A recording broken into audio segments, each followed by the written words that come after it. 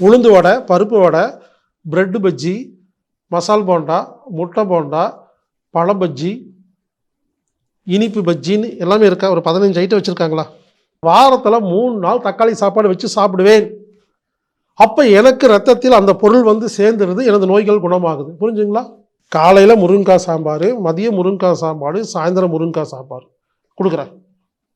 மிஞ்சி மிஞ்சி போனால் 2 நாள் சாப்பிடுவீங்களா. 3 நாள் சொல்லுவீங்க, அதே முருங்கைக்காய் சாம்பாரா. எல்லா பொருளையும் சுற்றி வச்சுக்கணும். யாருக்கு என்ன வேணுமோ எவ்வளோ வேணுமோ சாப்பிட்லாங்கிற சிஸ்டம் வந்துடுச்சுனாவே அவங்க வியாதியெல்லாம் குணமாயிருங்க. எனக்கு திடீர்னு சட்னி பிடிச்சிருங்க, இட்லி பிடிக்காதுங்க. நம்ம என்ன பண்ணுவோம், பிடிக்காத இட்லியே பிடிச்ச சட்னியோட கஷ்டப்பட்டு சாப்பிடுவோம். நான் சட்னி மட்டும் டப்பாவில் வாங்கி நான் ஸ்பூன் சூப் மாதிரி சாப்பிட்ருவேன். நமது உடம்புல ஒரு நோய் இருந்தால் அதுக்கு என்ன உணவு வேணுமோ கேட்டு கேட்டு வாங்கி சாப்பிட்டு நோய் குணப்படுத்தின உடனே அது போதுன்னு சொல்லும். ஆச்சரியமான விஷயங்க.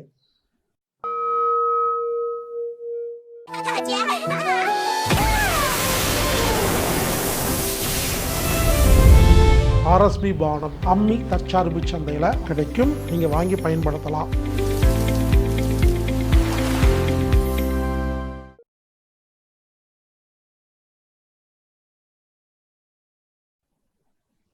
யாருக்குமே எதுக்கு சாப்பிட்றோன்னு தெரியலைங்க. ஆமாங்க, சாப்பாடு இருந்தால் சாப்பிடுவோம். அது பிடிச்சிருக்கா பிடிக்கலையாங்கிறதெல்லாம் முக்கியம் இல்லை. அதனால தாங்க நோய் வருது. புரிஞ்சுக்கங்க, சிம்பிளாக சொல்கிறேன். ஒரு வீட்டுக்கு போகிறீங்க, தக்காளி சாப்பாடு கிராம்பெல்லாம் போட்டு பட்டையெல்லாம் போட்டு சூப்பராக செஞ்சு கொடுக்குறாங்க. நீங்கள் சாப்பிடும்போது ரசிச்சு சாப்பிட்றீங்க, சொல்கிறீங்க எப்படி சூப்பராக இருக்குங்க அப்படிங்கிறீங்க. அவ்வளோதான். அப்புறம் வீட்டில் வந்து நார்மலாக சாப்பிட்ருக்கீங்க. அதுக்கப்புறம் 6 மாதம் கழித்து தான் தக்காளி சாப்பாடு சாப்பிட்றீங்க. புரிஞ்சுக்கங்க, நான் என்ன பண்ணுவேன்னு சொல்கிறேன். ஒரு வீட்டுக்கு போகிறேன், தக்காளி சாப்பாடு கொடுக்குறாங்க, எனக்கு பிடிச்சிச்சுன்னு வச்சுக்கங்களேன், நான் புரிஞ்சுக்குவேன். ஓஹோ, நமது உடம்பில் ஏதோ ஒரு சத்து குறைபாடு இருக்குது.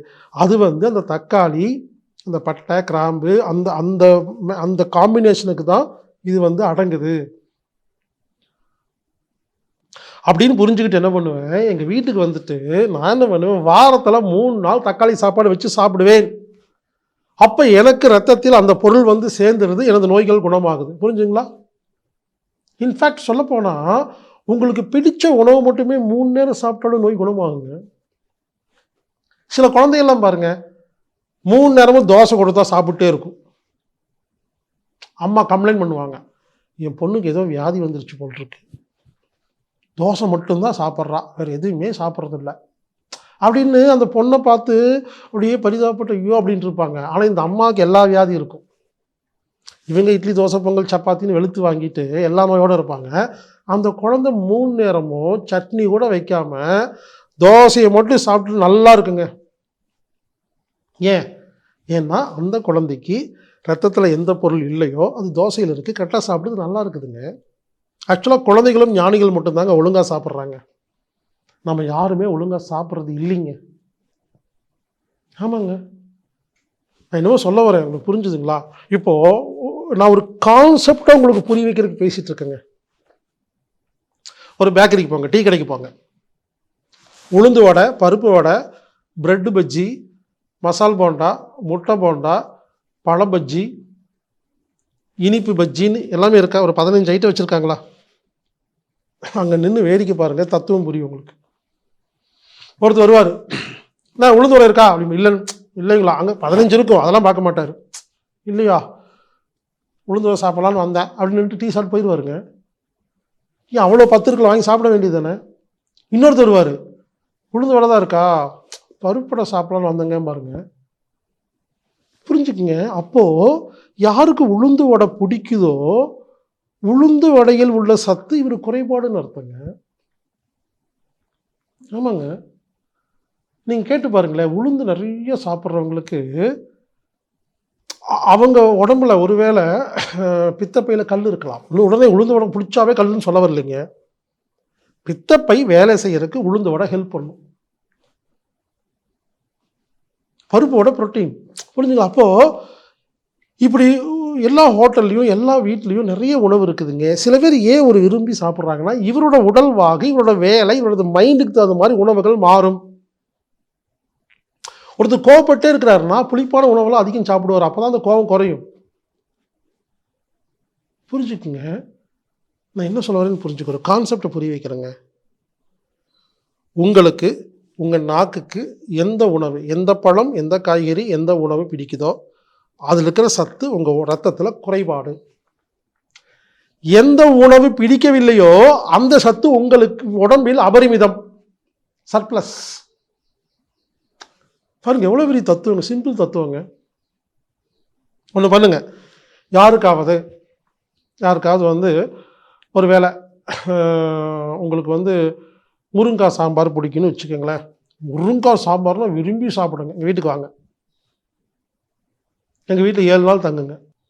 காலையில் முருங்காய் சாம்பார், மதியம் முருங்காய் சாம்பார், சாயந்தரம் முருங்காய் சாம்பார் கொடுக்குறேன்.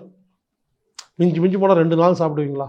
3ஆம் நாள் சொல்லுவீங்க, அதே முருங்காய் சாம்பாரா சாப்பிட பிடிக்கலிங்க, வேறு ஏதாவது செய்யுங்கன்னு கேட்பீங்களா இல்லையா? இது புரிஞ்சா தத்துவம் புரிஞ்சிருங்க. அதாவது உங்கள் உடம்புல ஏதோ ஒரு வியாதி வந்திருக்கு. அந்த வியாதிக்கு ஒரு மருந்து, ஒரு சத்து பொருள் தேவைப்படுது, மினரல். அந்த மினரல் முருங்காய் சாம்பாரில் இருக்கு. எனவே நாக்கு விரும்புது. தொடர்ந்து சாப்பிட்ட உடனே அது எக்ஸஸ் ஆயிடுச்சு, ரத்தத்தில் அதிகமாகிடுச்சு. உடம்பு என்ன சொல்லுது? இது போதும், நிறுத்துன்னு சொல்லி அது வேண்டாங்குது. புரிஞ்சுக்குங்க. ஒவ்வொரு நேரம் சாப்பிடும் பொழுதும் நம்ம உடம்புல இப்போ என்ன சத்து குறைவாக இருக்கோ அந்த உணவு தான் பிடிக்கும், மாறிக்கொண்டே இருக்கும். எனக்கு ஒரு நாளுங்க நைட்டு சம்பா ரவை உப்புமா தேங்காய் சட்னி சாப்பிட்டேங்க. ரொம்ப பிடிச்சிருச்சு. அப்போ என்ன அர்த்தம்? என் உடம்புல சம்பா ரவை உப்புமாவில் தேங்காய் சட்னி இருக்கிற பொருட்கள் உடம்புல டிஃபிஷியன்சின்னு அர்த்தம், பற்றாக்குறை. என்ன பண்ண தெரியுமா? சொன்னால் நம்ப மாட்டீங்க, அன்னையிலேருந்து டெய்லி நைட்டு சம்பா ரவை உப்புமாவும் தேங்காய் சட்னி மட்டும் 30 நாள் சாப்பிட்டேங்க. சாப்பிட திகட்டவே இல்லைங்க, கொண்டான்னு கேட்குது. 31ஆவது நாள் எனக்கு பார்த்தாவே பிடிக்கல, வாங்கி அப்படியே வச்சுட்டேன். யாராவது சாப்பிட்லாமா? புரிஞ்சுங்களா? நமது உடம்புல ஒரு நோய் இருந்தால் அதுக்கு என்ன உணவு வேணுமோ கேட்டு வாங்கி சாப்பிட்டு நோய் குணப்படுத்தின உடனே அது போதுன்னு சொல்லும். ஆச்சரியமான விஷயங்க. ஒருவேளை காலையில் உங்களுக்கு சப்பாத்தி ரொம்ப பிடிச்சி 4 சப்பாத்தி சாப்பிட்ருவீங்க. மதியம் அதே சப்பாத்தி பார்த்தா பிடிக்காது. ஏன்? காலையில் உங்கள் நோய் வேற, நோயின்னு வச்சுக்க வேண்டாம், உங்கள் தேவை வேற. மதியம் வேலைக்கு போகிறீங்க, வெயில் வருது, உங்கள் தேவை வேறே ஆயிடுச்சு. இப்போ நீங்கள் டென்ஷனாக இருக்கீங்க, அப்போ அதுக்கு வேறு உணவு வேணும். புரிஞ்சுங்களா? என்ன ரொம்ப சிம்பிளுங்கிற கான்செப்டை புரிஞ்சுக்குங்க. இந்த வினாடியில் நமது ரத்தத்தில் எந்த பொருள் குறைவாக இருக்கிறதோ அந்த உணவு இந்த வினாடியில் நமக்கு பிடிக்கும்.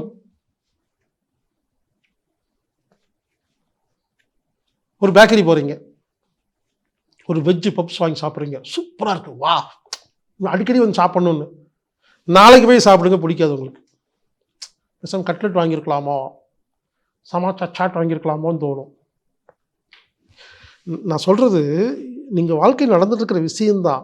இது எப்படி வைத்தியமாக மாற்றுறதுங்கிறது எளிமைங்க. இப்போ நான் என்ன பண்ணுவேன், முடிஞ்ச வரைக்குங்க நான் என்ன பண்ணுவேன்னா பிடிச்ச உணவு மட்டும்தான் சாப்பிடுவேன். பிடிக்காட்டி சாப்பிட மாட்டேன். கொஞ்சமாக சாப்பிட்டாலும் ஆரோக்கியமாக இருக்கலாம். அதனால் இந்த அம்மாக்களாகட்டும் விருந்துக்கு வந்தவங்களாகட்டும் தயவுசெய்து புரிஞ்சுக்குங்க, நீங்கள் சமைச்சிங்கன்னு சொல்லி எல்லாத்தையும் கொட்டாதீங்க. என்னை கேட்டால் எல்லா பொருளும் பஃபட் சிஸ்டம் சிறந்ததுங்க. எல்லா பொருளையும் சுற்றி வச்சுக்கணும். யாருக்கு என்ன வேணுமோ எவ்வளோ வேணுமோ சாப்பிட்லாங்கிற சிஸ்டம் வந்துடுச்சுனாவே அவங்க வியாதியெல்லாம் குணமாயிருங்க. நம்ம ஊரில் தட்டில் போட்ட எல்லாத்தையும் சாப்பிடணுங்கிறதே வியாதிங்க. என்னை புரிந்து கொள்ளுங்கள். நான் ஒன்றும் உங்களை சிறுதானிய கஞ்சி சாப்பிடுங்க, கீரை வாங்கி சாப்பிடுங்க எதுவும் சொல்ல மாட்டேங்க. சாதாரணமாக உங்கள் வீட்டில் என்னங்க சமைக்கிறீங்க? இட்லி, தோசை, பொங்கல், சப்பாத்தி, பூச்சி, சாதாரணமாக நீங்கள் எதுவுமே மெனக்கடிங்க. பாருங்க, இந்த வைத்தியத்தில் எதுவுமே மெனக்கட வேண்டாங்க. சிறுதானியம் சாப்பிடுங்க நல்லது, கீரை சாப்பிடுங்க நல்லது, பழங்கள் சாப்பிட நல்லது, நான் வேண்டாம்னு சொல்லி. ஆனால் நான் சொல்கிற வைத்தியத்தை ஃபாலோ பண்ணணும்னா கண்டிப்பாக இதெல்லாம் சாப்பிடணும்னு சொல்ல மாட்டேங்க. சாதாரண உணவை ஒழுங்காக சாப்பிட்டால் எல்லா வியாதியும் குணமாகும். மெனக்கடவே வேண்டாம். உங்கள் சாப்பாட்டு சிஸ்டத்தை எதுவுமே மாற்ற வேண்டாம், சமையல் முறையெல்லாம் மாற்ற வேண்டாம். அதே உணவு தான், நான் சொல்கிற மாதிரி சாப்பிடுங்க. இனிமேல் உட்காருங்க, என்ன இருக்குதோ எல்லா இடத்துக்கும் கொஞ்சம் கொஞ்சம் வைங்க. எது பிடிக்குதோ சாப்பிடுங்க, எது பிடிக்கலையோ சாப்பிடாதீங்க. சரி, வீட்டில் உட்காடுறீங்க, சப்பாத்தி குருமா வைக்கிறாங்க, ரெண்டுமே பிடிக்கல. இப்போ என்ன பண்ணுறது? நீங்கள் தனியாக குருமா சாப்பிட்டு பாருங்கள், நல்லா கவனிங்க, இது ஒரு முக்கியமான விஷயம் இருக்குது. இட்லி சட்னி வச்சுருவாங்க, தொட்டுட்டா பிடிக்காதுங்க. இட்லி மட்டும் தனியாக சாப்பிடுங்க பிடிக்கும். அப்போ இட்லி மட்டும் சாப்பிட்டு பாருங்க, சட்னி தொடக்கூடாதுங்க. எனக்கு திடீர்னு சட்னி பிடிச்சிருங்க, இட்லி பிடிக்காதுங்க. நம்ம என்ன பண்ணுவோம், பிடிக்காத இட்லியே பிடிச்ச சட்னியோட கஷ்டப்பட்டு சாப்பிடுவோம். நான் சட்னி மட்டும் ஒரு டப்பாவில் வாங்கி நான் ஸ்பூன் சூப் மாதிரி சாப்பிட்ருவேன். எனக்கு குழம்பு பிடிச்சிச்சின்னு வச்சுங்களேன், அதுக்காக சாப்பாட்டில் கொட்டி பிணைஞ்சி கஷ்டப்பட்டு சாப்பிட மாட்டேன். வேணுங்களும் சாப்பிட்ருவேன். குழம்பு பிடிச்சிருக்கா, ஒரு சின்ன கிண்ணத்தில் குழம்பு வாங்கி கொஞ்சம் கொஞ்சம் ரசிச்சு சாப்பிட்ருவாங்க. மருந்துங்க, புரிஞ்சுங்களா? உங்களுக்கு எது பிடிக்குதோ அதை சாப்பிடுங்க, எது பிடிக்கலையோ நீங்கள் சாப்பிட வேண்டாம். இந்த டெக்னிக்கை மட்டும் ஃபாலோ பண்ணிங்கன்னா உங்கள் ரத்தத்தில் எல்லா சத்து பொருளும் கரெக்டாக மெயின்டைன் ஆகும். இதைத்தான் குழந்தைகள் செய்கிறார்கள். குழந்தைகள்லாம் ஏங்க அவ்வளோ அழகாக இருக்காங்க, ஏங்க படுத்த தூங்குறாங்க, ஏங்க நோய் இல்லாமல் இருக்காங்கன்னா அதுக்கு பிடிச்சா சாப்பிடுவாங்க, பிடிக்காட்டி சாப்பிட மாட்டாங்க. நாம் என்ன பண்ணுறோம், அந்த ஞான குழந்தை கெடுத்து 2 மணி நேரம் ஆச்சு எதுவுமே சாப்பிட மாட்டாங்க, இது சாப்பிட அது சாப்பிடுன்னு சொல்லிட்டு அவன் மிரட்டி கண்டதையெல்லாம் சாப்பிட வச்சு நோயாளி ஆக்கிடுறாங்க. உங்கள் வீட்டில் 80 வயசு 90 வயசில் தாத்தா பாட்டி இருந்தால் அவங்கெல்லாம் கேட்டு பாருங்கள், அவங்க பிடிச்சாதான் சாப்பிடுவாங்க. விஷயம் தாங்க, நல்லா நோட் பண்ணிக்கோங்க. உங்கள் நாக்குக்கு பிடிச்ச உணவை சாப்பிடணும், ஆனால் அது கெட்ட உணவாக இருக்கக்கூடாது. உடனே எனக்கு பீர் பிடிக்குதுங்க அப்படி வாங்கி சாப்பிடக்கூடாது, பீஸா பிடிக்குதுங்க சாப்பிடக்கூடாது. உங்களுக்கே தெரியும் இல்லையா நல்ல உணவு கெட்ட உணவு என்ன? ஸோ நீங்கள் புரிஞ்சுக்குங்க, ரத்தத்தில் உள்ள பொருளை எல்லாம் ஒழுங்காக மெயின்டைன் பண்ணோம்னா இந்த வினாடியிலிருந்து உங்கள் நாக்குக்கு எந்த உணவு பிடிச்சிருக்குதோ ஆசைதீர சாப்பிடுங்க. சாப்பிட உங்களுக்கே போதும்னு தோணுங்க. இப்போ உதாரணத்துக்கு சப்பாத்தி பிடிச்சிருக்கு, சாப்பிட்றீங்க 4வது சப்பாத்தி பாதி சாப்பிடும்போது பிடிக்காதுங்க, ஸ்டாப் பண்ணுங்க. இவ்வளோதாங்க விஷயம்.